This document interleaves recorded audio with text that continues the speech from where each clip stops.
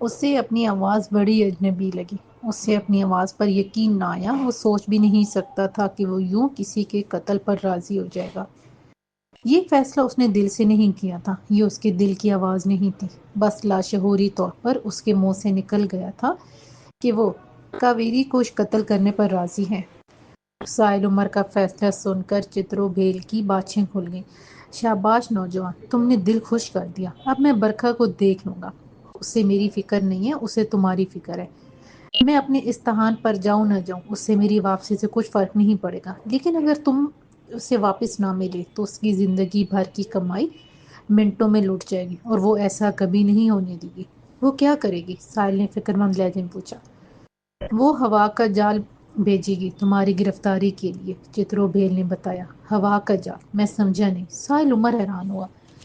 تم سمجھو گے بھی نہیں، ویسے وہ دکھائی دینے والی چیز بھی نہیں، تم صرف محسوس کر سکو گے۔ تمہیں یوں محسوس ہوگا کہ اچانک ہی کوئی ان دیکھا جال تم پر آ گرا ہے اور اس جال میں تم جکڑے جا رہے ہو۔ پھر اس جال کی گرفت سخت سے سخت ہوتی جائے گی اور تمہارے پاؤں زمین سے اکھڑ جائیں گے۔ پھر یہ ہوا کا جال تمہیں اڑا لے جائے گا اور تمہیں برکھا کے سامنے جا کر ڈال دے گا۔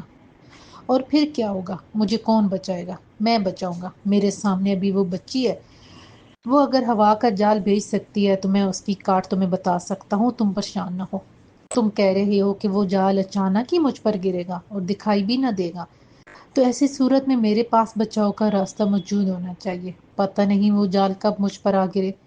ابھی اس کا عمل ختم ہونے میں کچھ وقت ہے۔ چلو تمہاری تسلی کے لیے اس کی کاٹ بتائے دیتا ہوں، بلکہ تمہارے حوالے کیے دیتا ہوں۔ چند لمحے انتظار کرو۔ یہ کہہ کر وہ کٹے ہوئے درخت کے پیچھے چلا گیا۔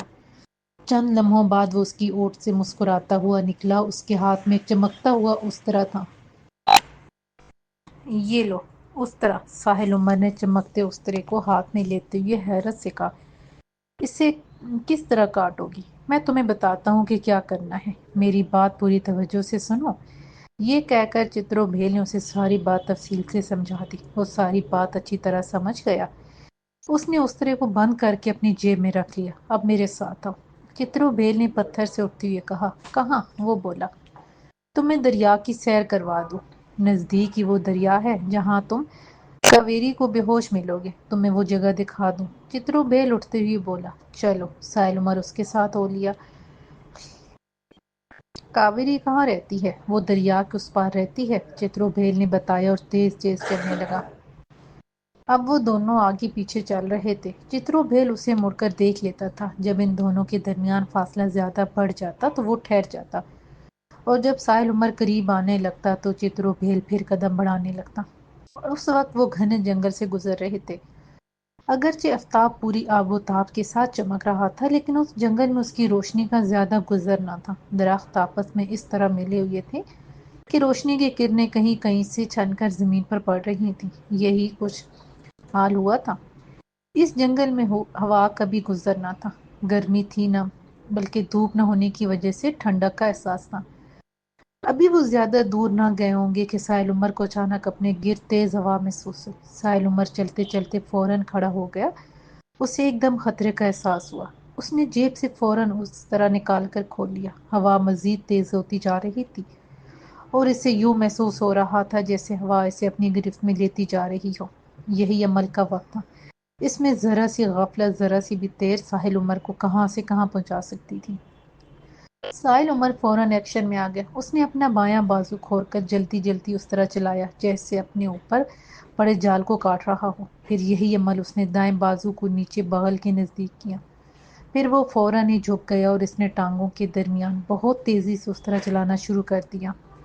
چترو بھیل چلتے چلتے رک گیا تھا۔ وہ بڑی دلچسپی سے ساحل عمر کو دیکھ رہا تھا۔ وہ خوش تھا کہ اس نے جس طرح اسے بتایا تھا وہ بالکل ویسے ہی عمل میں مصروف تھا۔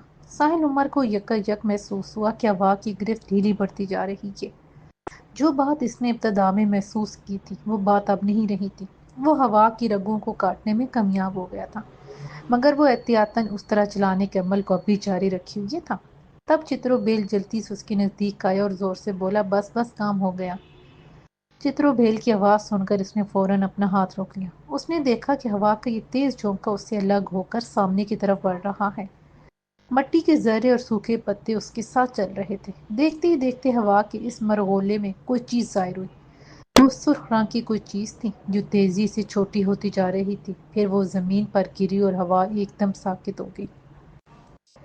یہ سرخ رنگ کا ریشمی دھاگوں کا جال سا تھا جو سمٹتا اور سکڑتا جا رہا تھا، پھر اس کا ایک گولا سا بن گیا اور اس میں اچانک آگ بھڑک اٹھی۔ یہ بہت تیز آگ تھی، چند سیکنڈ میں وہ گولا جل کر کوئلہ ہو گیا۔ دیکھ لیا تم نے؟ چترو بھیل اس کے قریب آ کر بولا۔ میں نے جیسا کہا تھا وہی ہوا نا؟ اب تمہیں اچھی طرح اندازہ ہو گیا ہوگا کہ برکھا کس طرح تمہارے پیچھے لگی ہوئی ہے۔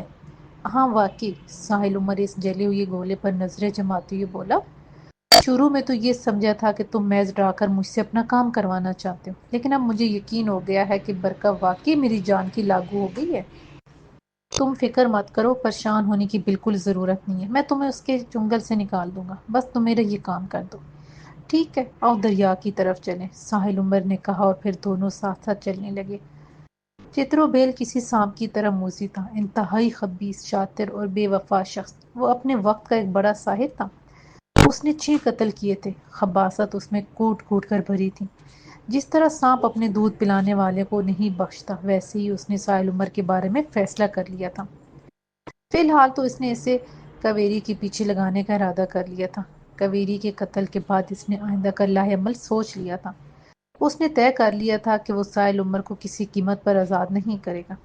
چترو بھیل اپنے جسم سے محروم ہو گیا تھا، اب اسے ایک جسم کی تلاش تھی۔ ساحل عمر سے اچھا جسم اسے بھلا کہاں مل سکتا تھا؟ وہ ایک تیر سے 2 شکار کر رہا تھا۔ ساحل عمر سے کاویری کے قتل کروا کر ایک طرف تو وہ اپنی انتقام کی آگ بجھا رہا تھا، دوسری طرف وہ اسے قاتل بنا کر گندا کرنا چاہتا تھا۔ وہ اس کے جسم پر اسی صورت قبضہ جما سکتا تھا کہ وہ مجرم ہو جائے۔ مجرموں پر ہی اصل میں گرفت کی جاتی ہے، کسی بے گناہ اور معصوم شخص کو نہیں پکڑا جاتا۔ ساحل عمر کو کچھ معلوم نہیں تھا کہ آئندہ چند روز میں اس کے ساتھ کیا ہونے والا ہے۔ کاویری کے قتل پر اگرچہ وہ اوپری دل سے راضی تو ہو گیا تھا، لیکن کاویری کے قتل کا تصور کر کے وہ کانپ جاتا تھا۔ اس وقت وہ چترو بھیل کی رحم و کرم پر تھا، وہ اس سے جان چھڑا کر یہاں سے نکل کر جانا چاہتا تھا۔ فی الحال اس نے یہ طے کیا تھا کہ پہلے کاویری تک پہنچا جائے، اگر ممکن ہو سکا تو اسے اعتماد میں لے کر راہ فرار اختیار کی جائے گی۔ وہ اسے اصل حقائق سے آشنا کر دے گا۔ اس انکشاف کے بدلے میں کاویری ضرور اس کی مدد کرے گی، وہ اس علاقے سے نکلنے کا ضرور کوئی نہ کوئی بندوبست کر دے گی۔ دونوں اپنے اپنے طور پر منصوبہ بندی میں لگے ہوئے تھے، اور قسمت دور کھڑی ان دونوں پر ہنس رہی تھی۔ صبح تڑکے کا وقت تھا، سورج ابھی نہیں نکلا تھا، لیکن ہلکا ہلکا اجالا پھیل گیا تھا۔ ساحل عمر کٹے ہوئے درختوں کے درمیان اسی بڑے سے پتھر پر لیٹا تھا جہاں کل اس کی آنکھ کھلی تھی۔ چترو بھیل اسے کھلا پلا کر رات اس پتھر پر گزارنے کا کہہ کر چلا گیا تھا۔ وہ صبح ہی صبح آنے والا تھا تاکہ ساحل عمر کو دریائے کنارے بے ہوشی کے عالم میں لوٹائے اور پھر کسی درخت کے پیچھے چھپ کر کاویری کی آمد اور ساحل عمر کو وہاں سے اٹھا لے جانے کا منظر اپنی آنکھوں سے دیکھ سکے۔ اسے یقین ہو جائے کہ مچھلی نے کانٹا نگل لیا ہے، اس کے بعد اسے میز ڈور کھینچے جانے کا انتظار کرنا تھا۔ رات کو ساحل عمر بہت دیر میں سویا تھا، وہ دنیا جہاں کی باتیں سوچتا رہا تھا۔ پھر نرم گداغ بستر پر سونے والے شخص کو بستر کی جگہ پتھر فراہم کیا گیا تھا، وہ کیسے سوتا؟ کہتے ہیں کہ نیند تو سولی پر بھی آ جاتی ہے۔ وہ تو ایک بینچ نما پتھر تھا، وہ اپنے بازو پر سر رکھ کر سوچتے سوچتے جانے کب سو گیا۔ اس وقت بھی وہ سو رہا تھا، صبح قریب تھی، اندھیرا ملگجے اجالے میں تبدیل ہو رہا تھا۔ چترو بھیل ابھی تک نہیں پہنچا تھا، لیکن وہ چھلانگیں مارتا ہوا کسی راکٹ کی رفتار سے چلا رہا تھا۔ پھر وہ بینچ نما پتھر کے قریب آ کر رکا۔ اس نے بڑی تیزی سے چاروں طرف گردن گھما کر دیکھا، ہر طرف سکون پھیلا ہوا تھا۔ اس نے 2 قدم آگے بڑھ کر اپنا چہرہ ساحل عمر کے چہرے کے قریب کر دیا۔ جلد ہی ساحل عمر نے اپنے چہرے پر غیر انسانی سانسوں کو محسوس کر لیا۔ فوراً اس کی آنکھ کھل گئی، اسے نزدیک پا کر وہ فوراً چونک کر اٹھ بیٹھا۔ اس کے سامنے ایک چیتا موجود تھا۔ روشنی زیادہ نہ ہونے کے باوجود اس نے پہچان لیا کہ وہ تہکال ہے۔ وہ اسے کیسے نہ پہچانتا؟ اس نے اس کے جسم کے ہر حصے پر برش چلایا تھا، اس نے اسے پینٹ کہا تھا۔ تہکال نے کسی پالتو بلی کی طرح اپنا جسم اس کی ٹانگوں سے رگڑا۔ اسے نزدیک پا کر ساحل عمر نے ذرا بھر بھی خوف محسوس نہیں کیا، بلکہ اسے دیکھ کر اس کے دل میں محبت کے جذبات ابھرے۔ اس نے اس کی گردن میں باہیں ڈال دی تہکال تھوڑا سا پیچھے ہوا تو وہ مزید اس پر چڑھ گیا۔ تہکال مزید پیچھے ہو کر ایک دم اس کے نزدیک آیا۔ اس آگے پیچھے ہونے میں یہ ہوا کہ وہ تہکال کے اوپر سوار سا ہو گیا۔ تہکال کے لیے اتنا ہی موقع کافی تھا۔ اس نے اپنی کمر ہلا کر ساحل عمر کو اپنی پیٹھ پر سوار کیا اور تیزی سے دوڑ لگا دی۔ ساحل عمر نے خود کو گرنے سے بچانے کے لیے اس کی گردن کو مضبوطی سے اپنے ہاتھوں میں لے لیا اور اس کی کمر پر اچھی طرح جم گیا۔ تہکال نے جب دیکھا کہ سوار نے اپنی نشست اچھی طرح سنبھال لیا تو پھر اس نے ایک لمبی زکند بھری اور چند لمحوں میں وہ ہوا سے باتیں کرنے لگا۔ ساحل عمر بہت مضبوطی سے اس کی گردن سے چمٹا ہوا تھا۔ چترو بھیل جھومتا جامتا بڑی تیزی سے چلا رہا تھا۔ وہ بہت خوش تھا۔ وہ آگ جو اس کی روح میں لگی ہوئی تھی، اس آگ کے ٹھنڈی ہونے کے آثار پیدا ہوا چلے تھے۔ منزل بہت قریب تھی۔ وہ ساحل عمر کو دریا میں غوطہ لگا کر کنارے پر لٹا دے گا۔ ایک ٹانگ اس کی دریا میں ہوگی، باقی جسم خشکی پر ہوگا اور وہ بے سدھ لیٹا ہوگا۔ کاویری جب اسے دیکھے گی تو اس کے چلتے قدم رک جائیں گے۔ ارے کاویری کے چلتے قدم اسے دیکھ کر پتہ نہیں رکتے کہ نہیں، لیکن سامنے کا منظر دیکھ کر چترو بھیل کے چلتے قدم ضرور رک گئے اور منہ سے بے اختیار حیرت کا کلمہ نکل گیا۔ درختوں کے درمیان اسے وہ بینچ نما پتھر صاف نظر آیا جو خالی تھا۔ اس نے جلتی جلتی چاروں طرف نظریں دوڑائیں۔ اس نے سوچا شاید ساحل عمر ضرورتاً اٹھا ہو، لیکن وہ آس پاس کہیں نظر نہ آیا۔ یہ بات اس کے لیے سونے روح ہو گئی۔ وہ خود روح تھا، وقت اور جگہ کی قید سے آزاد۔ اس نے جلتی جلتی آس پاس کا علاقہ چھان مارا۔ دریا کے دونوں کنارے خالی پڑے تھے، حتیٰ کہ کاویری بھی اپنے گھر میں موجود تھی۔ وہ ابھی اٹھی تھی اور دریا پر جانے کی تیاری کر رہی تھی۔ چترو بھیل اس جگہ تلاش کرتا کرتا رہا۔ اب تو سورج بھی نکل آیا تھا۔ ہر سو سورج کی کرنیں بکھر چکی تھی، لیکن ساحل عمر کا دور دور تک پتہ نہیں تھا۔ کہاں گیا وہ؟ اسے زمین کھا گئی، آسمان نکل گیا؟ چترو بھیل سوچ سوچ کر پریشان ہونے لگا۔ اس کی خوشی لمحوں میں غائب ہو گئی۔ ساری منصوبہ بندی دھری کی دھری رہ گئی۔ بنا بنایا کھیل بگڑ گیا۔ تب اسے برکھا کا خیال آیا، کہیں یہ کام اس عیار لومڑی نے تو نہیں کر دکھایا۔ اس سے غلطی ہو گئی کہ وہ برکھا کی طرف سے غافل ہو گیا۔ اس نے سمجھ لیا کہ ہوا کے جال کے کٹ جانے کے بعد اب ادھر سے کوئی خطرہ نہیں۔ اسے جاتے ہوئے کوئی نشانی لگا کر جانا چاہیے تھا۔ اگر اس کے پاس نشانی لگی ہوتی تو اس کے بارے میں فوراً نشاندہی ہو جاتی۔ لگتا ہے برکھا ہاتھ دکھا گئی۔ اگر واقعی ایسا ہے تو اسے بخشے گا نہیں۔ وہ غصے سے کھول اٹھا۔ برکھا کے ہوش اڑے ہوئے تھے۔ اس پر پاگل پن کا دورہ پڑنے والا تھا۔ ایک جنون کسی کیفیت طاری ہو رہی تھی۔ وہ غصے میں چترو بھیل کے استحان کے چاروں طرف چکر کاٹ رہی تھی۔ سونا اور داسن دیوار سے لگے بیٹھے تھے۔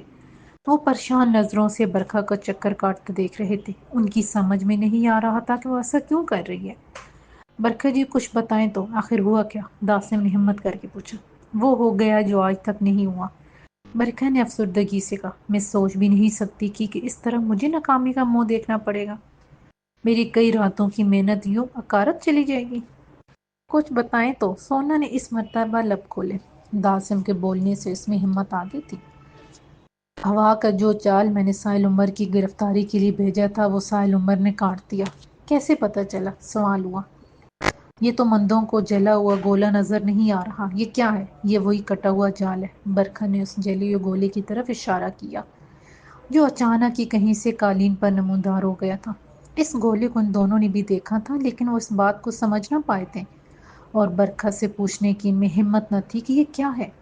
صورتحال سے آگاہی پر دونوں کو افسوس ہوا۔ سونا بولی، یہ تو بہت برا ہوا۔ ابھی برکھا جواب دینے کے لیے منہ کھول ہی رہی تھی کہ چکر کاٹتے کاٹتے ایک دم ٹھٹک گئی۔ سونا اور داسم نے برکھا کو اس طرح رکتے دیکھا تو دونوں فوراً چوکنا ہو کر اس کی طرف دیکھنے لگے۔ سونا نے گھبرا کر پوچھا، کیا ہوا برکھا جی؟ وہ آ رہا ہے۔ یہ کہہ کر برکھا جہاں کھڑی تھی وہیں آسن جما کر بیٹھ گئی اور تیزی سے منہ ہی منہ میں کچھ منتر پڑھنے لگی۔ منتر پڑھتے پڑھتے اس نے ہاتھ سے دروازے کی طرف اشارہ کیا۔ سونا اس کا اشارہ سمجھتے ہوئے فوراً اٹھی اور تیزی سے آگے بڑھ کر استحان کا دروازہ کھول دیا۔ دروازہ کھلتے ہی چترو بھیل کسی آندھی کی طرح اندر داخل ہوا اور اپنے استحان کے نزدیک پہنچ کر برکھا کو قہر آلود نگاہوں سے دیکھنے لگا۔ کیا دیکھتے ہو مجھے؟ برکھا ایک دم کھڑی ہو گئی اور غصے سے بولی، اب یہاں کیا لینے آئے ہو؟ بتا کہاں چھپایا ہے تو نے اسے؟ اگر تو نے اسے میرے حوالے نہ کیا تو یاد رکھ تیرا استحان بھی یہیں بنے گا۔ چترو بھیل کی لہجے میں آگ بھری تھی۔ ارے الٹی مجھے دھمکی دے رہے ہو؟ میں نے اپنا بڑا سمجھ کر اپنے تب سایہ کو تمہارے استحان پر بھیجا تھا کہ تمہارے ذریعے میری کچھ راہیں آسان ہو جائیں گی۔ مجھے آسانی مہیا کرنا تو درناک، تم میری بلی کو ہی لے اڑے۔ تم جانتے نہیں کہ میں اس پر کب سے محنت کر رہی ہوں۔ تم نے ایسا کیوں کیا؟ کیوں لے گئے اسے مجھ سے چھین کر؟ بولو، جواب دو۔ یہ ٹھیک ہے کہ میں اسے تجھ سے چھین کر لے گیا، لیکن تو نے اسے میرے پاس رہنے کب دیا؟ میری غفلت سے فائدہ اٹھا کر اسے اپنے پاس بلا بھیجا۔ مجھے نہیں پتا تھا کہ ہوا کا جال کاٹنے کے باوجود تو اسے اپنے پاس پکڑ لائے گی۔ تو اتنی طاقتور ہو گئی ہے؟ اس کے لہجے میں حیرت تھی۔ چترو بھیل، تم یہ کیا کہہ رہے ہو؟ برکا اس سے زیادہ حیران ہوئی۔ دیکھ برکا، میرے پاس وقت نہیں ہے، تو بس چند روز کے لیے اسے میرے حوالے کر دے۔ میں تجھ سے وعدہ کرتا ہوں کہ میں خود اسے تیرے پاس چھوڑ جاؤں گا اور تیری راہیں بھی آسان کر دوں گا۔ اس نے چال چلی۔ ارے چترو بھیل، کیا ساحل تمہارے پاس نہیں؟ کیا تم اسے یہاں سے نہیں لے گئے؟ اسے میں لے گیا تھا، میں اس بات سے کب انکاری ہوں، لیکن وہ اب میرے پاس نہیں ہے۔ یہ تم کیا کہہ رہے ہو؟ برکھا کی آنکھیں حیرت سے پھٹ گئیں۔ جو کچھ کہہ رہے ہو سچ کہہ رہے ہو؟ ہاں، کالی دیوا کی قسم سچ کہہ رہا ہوں، وہ بڑی سنجیدگی سے بولا۔ لیکن چترو، پھر وہ کہاں گیا؟ وہ میرے پاس تو نہیں، کالی دیوا کی قسم وہ میرے پاس نہیں ہے۔ یہ سن کر چترو بھیل پر اس قدر صدمہ طاری ہوا کہ وہ اپنے قدموں پر کھڑا نہ رہ سکا۔ اس کی ٹانکیں کانپنے لگی۔ وہ فوراً قالین پر بیٹھ گیا اور بے حد اداس لہجے میں بولا، پھر اسے کون لے اڑا؟ اوہ! برکھا نے ایک ٹھنڈا سانس بھرا۔ چترو، یہ کیا کیا تم نے؟ اسے نہ میرا رہنا دیا نہ اپنا، وہ کہاں جا سکتا ہے؟ چترو بھیل نے سوال کیا۔ اسے ڈھونڈنا ہوگا، برکھا بولی۔ ڈھونڈیں گے، ہم دونوں مل کر اسے تلاش کریں گے۔ برکھا نے فوراً تردید کی۔ میں اسے تنہا ڈھونڈوں گی؟ اب تم اسے بھول جاؤ، تمہارا اس پر کوئی حق نہیں، سمجھے؟ میں یہاں سے جاؤں گی تو تمہیں استحان پر باندھ کر جاؤں گی، تم یہاں سے ہل بھی نہ سکو گے۔ تمہاری اس حماقت نے ناقابل اختلافی نقصان پہنچایا ہے، میں تمہیں بخشوں گی نہیں۔ تم ایسا نہیں کرو گی برکھا، ورنہ مجھ سے برا کوئی نہیں ہوگا۔ یہ بات تو نے ٹھیک کہی، تجھ سے برا واقعی یہاں کوئی اور نہیں۔ لے دیکھ، میں نے تجھے باندھ دیا، اب تو اس کمرے کی دیواروں سے باہر نہیں نکل سکتا۔ اگر تو نے یہاں سے نکلنے کی کوشش کی تو تیری روح میں شعلے بھڑک اٹھیں گے، اتنی بات تو خود بھی سمجھتا ہوگا۔ تو نے کالی دنیا کا اصول توڑا ہے، تو نے جادوگر ہو کر ایک دوسری جادوگر کو دھوکہ دیا ہے۔ میں تیری شکایت کالی دیوا سے کروں گی، تجھے دوسرے جنم میں ضرور کتا بنایا جائے گا۔ یہ کہہ کر برکھا اٹھ کر کھڑی ہو گئی۔ چترو بھیل نے جب چاروں طرف نظریں گھمائی تو اسے ہر طرف آگ بھڑکتی ہوئی دکھائی دی۔ وہ ایسی آگ تھی جو صرف اسے ہی دکھائی دے رہی تھی اور صرف اسی کے لیے تھی۔ داسم سونا، برکھا غصے سے چیخی۔ جی برکھا جی، وہ دونوں بھاگ کر اس کے قدموں میں آ گرے۔ آؤ چلو نکلو یہاں سے، دروازے کو تالا لگاؤ اور چابی مجھے دو۔ یہ کہہ کر وہ دروازے سے باہر آ گئی۔ اس نے پلٹ کر بھی نہ دیکھا کہ چترو بھیل پر اس حمل کا کیا رد عمل ہوا۔ باہر نکل کر سونا نے دروازے کو لاک کیا اور چابی برکھا کی طرف بڑھا دی۔ برکھا نے چابی کو ہاتھ میں لے کر کوئی منتر پڑھا اور پھر اسے اپنی ساڑی کے پلو میں باندھ لیا اور کاٹیج سے باہر نکل آئی۔ اماں ناصر مرزا کے سامنے بیٹھی ہچکیوں سے رو رہی تھیں۔ ناصر مرزا کی سمجھ میں نہیں آ رہا تھا کہ انہیں کیسے چپ کروائیں، انہیں کیا کہہ کر تسلی دیں۔ وہ آج حافظ موسیٰ سے ملاقات کے لیے نکلا تھا۔ اس نے سوچا کہ اماں کو بھی دیکھتا چلے۔ وہ جب یہاں آیا تو اسے دیکھتے ہی اماں کی آنکھوں میں آنسو بھر آئے۔ ارے اماں، کیا ہوا؟ آپ کیسی ہیں؟ ناصر مرزا نے فکر مندی سے کہا۔ بس اتنا سننا تھا کہ وہ پھپک کر رو پڑے۔ ان کی ہچکیاں بند گئیں اور وہ اس طرح رو رہی تھیں جیسے خدا نخواستہ سائل عمر چل بسا ہو۔ وہ ڈائننگ ٹیبل پر اس کرسی پر بیٹھی تھیں جس پر بیٹھ کر ساحل عمر ناشتہ کیا کرتا تھا۔ گھر میں مرجینہ بھی موجود تھی۔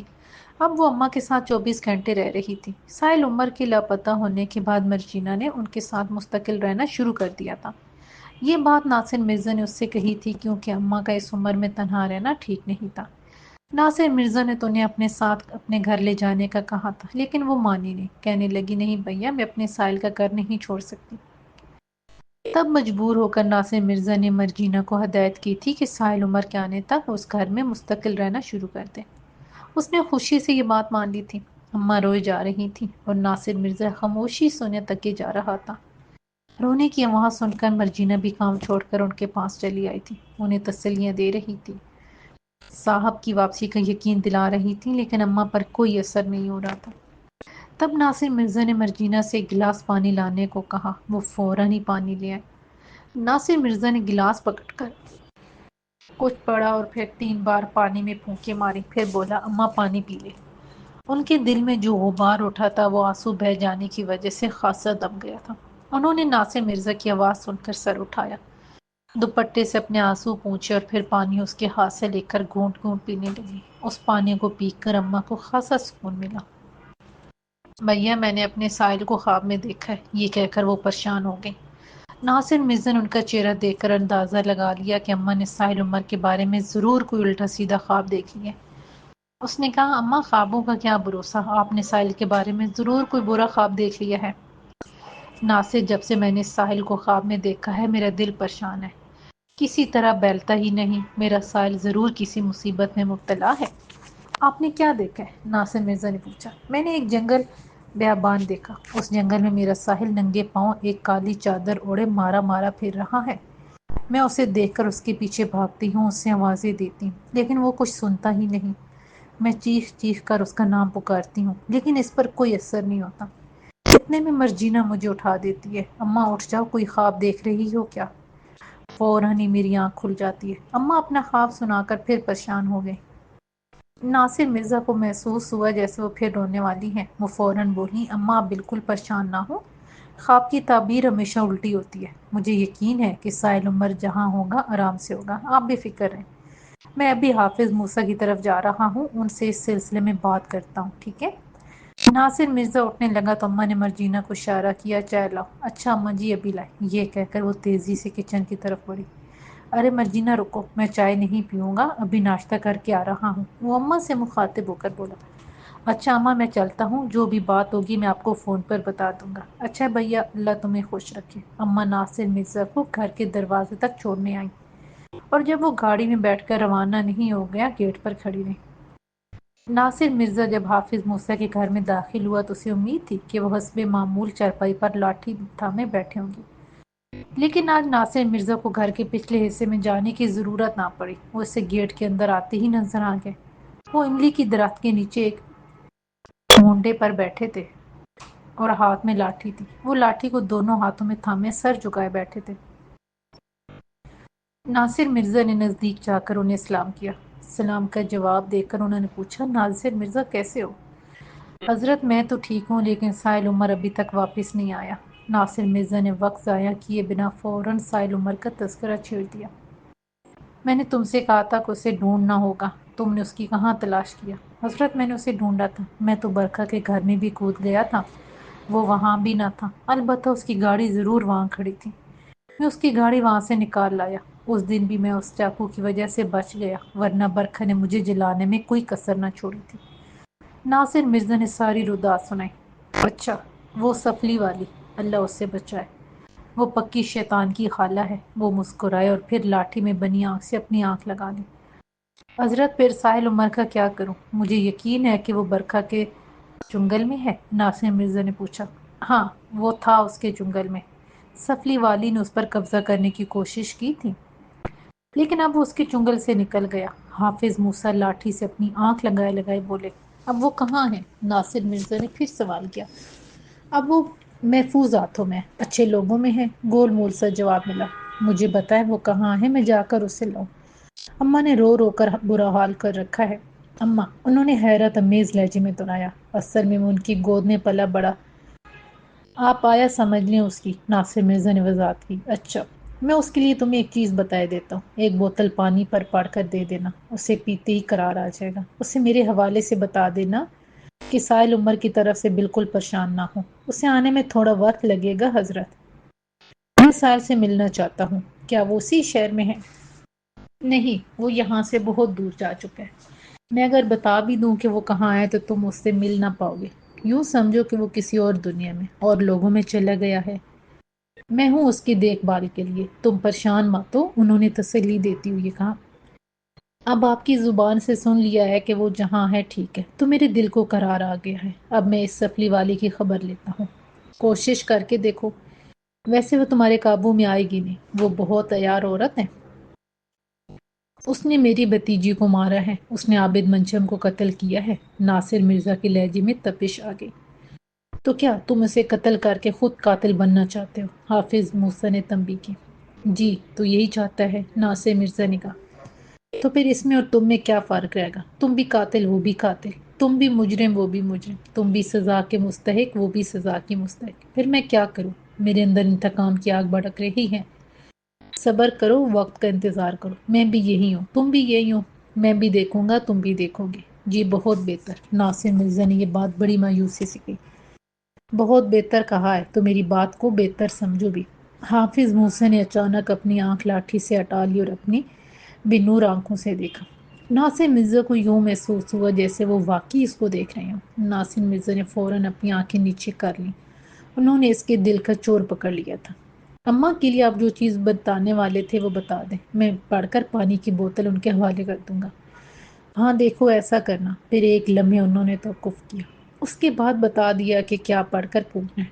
اس کے بعد بولے، ٹھیک ہے ناصر مرزا تم چاہو۔ اچھا حضرت میں چلتا ہوں، یہ کہہ کر وہ اٹھا اور خاموشی سے ان کے گھر سے نکل آیا۔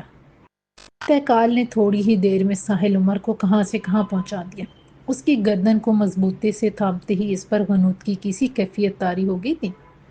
جب ذرا اسے ہوش آیا تو اس نے خود کو ایک دریا کے کنارے پایا، لیکن یہ دریا میدانی علاقے کا نہ تھا، پہاڑی علاقے کا تھا۔ چاروں طرف خوبصورت مناظر پھیلے ہوئے تھے۔ وہ چھوٹے مگر گول پتھروں پر لیٹا ہوا تھا۔ اس کے برابر سے ٹھنڈے اور شفاف پانی کا دریا جھاگ اڑاتا بہہ رہا تھا۔ سامنے پانی میں تہکال بیٹھا تھا، وہ اپنے پاؤں کسی بلی کی طرح چاٹ رہا تھا۔ ساحل عمر اٹھ کر بیٹھ گیا۔ اس نے دریا کے کنارے بیٹھ کر ٹھنڈے میٹھے پانی سے اپنا منہ دھویا، پھر چلو میں پانی لے کر خوب سیر ہو کر پیا۔ پانی بہت لطیف تھا۔ ایک دم اسے بھوک کا احساس ہوا۔ اس نے چاروں طرف دیکھا، کوئی آدم نہ آدم ساتھ۔ اس نے تہکال کی طرف دیکھا۔ تہکال نے فوراً اپنا پاؤں چاٹنا چھوڑ دیا اور اپنی خوبصورت آنکھوں سے اسے دیکھا۔ اٹھ کر آیا اور اس کی پیٹھ سے پیٹھ لگا کر بیٹھ گیا۔ ساحل عمر نے اپنا ایک ہاتھ پیچھے کر کے اس کے سر پر ہاتھ پھیرا اور بولا، تم مجھے کہاں لے آئے ہو؟ اس وقت آپ کاغان میں ہیں؟ یہ کون بولا؟ کیا تہکال؟ اس نے فوراً مڑ کر اس کی طرف دیکھا۔ تہکال بڑے آرام سے لیٹا ہوا تھا۔ ساحل عمر نے اس کی طرف دیکھتے ہوئے پوچھا، یہ کاغان ہے؟ جی یہ کاغان ہے، فوراً جواب ملا۔ لیکن یہ جواب تہکال نے نہیں دیا تھا، یہ جواب اس شخص نے دیا تھا جو تہکال کی انتہائی بائیں جانب دم کے نزدیک کھڑا تھا، اور اسے دیکھنے کے لیے ساحل عمر کو اپنی گردن خاصی گھمانا پڑی۔ اور جب اس شخص پر نظر پڑی تو وہ حیران ہو کر ایک دم کھڑا ہو گیا۔